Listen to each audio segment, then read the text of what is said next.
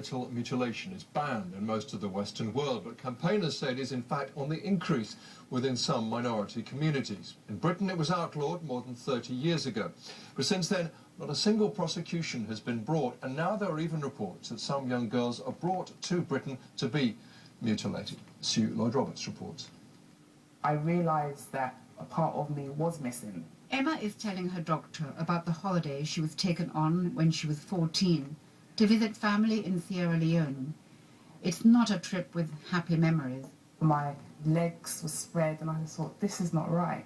And then I just felt this pain. I remember just screaming, and I think everyone was just shocked because it's like I had like 50 pairs of hands just cover my mouth, my nose, and I was fighting. I remember just fighting.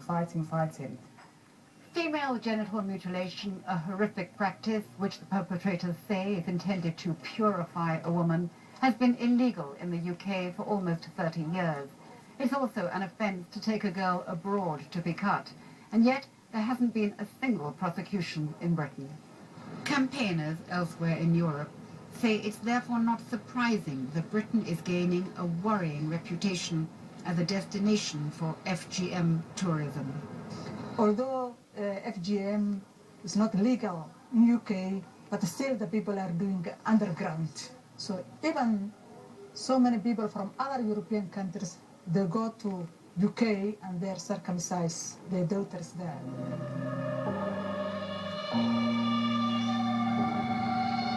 This is The Silent Scream, a film which British Somali teenagers have made to highlight the need for greater action against FGM in the UK.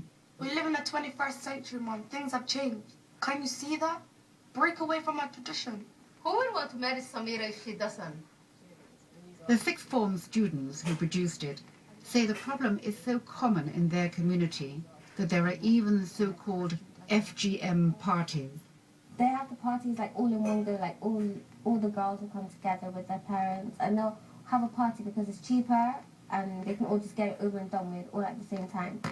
In France, there have been more than 100 convictions for FGM. Detection is easier there because all little girls are checked regularly. British police say it would be difficult to introduce such a practice here in the UK.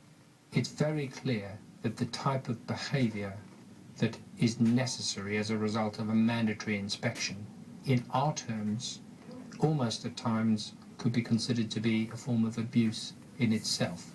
It's an attitude that angers those who want the authorities to do more. They're so terrified and they're using cultural sensitivity as a barrier to stop themselves from really doing anything.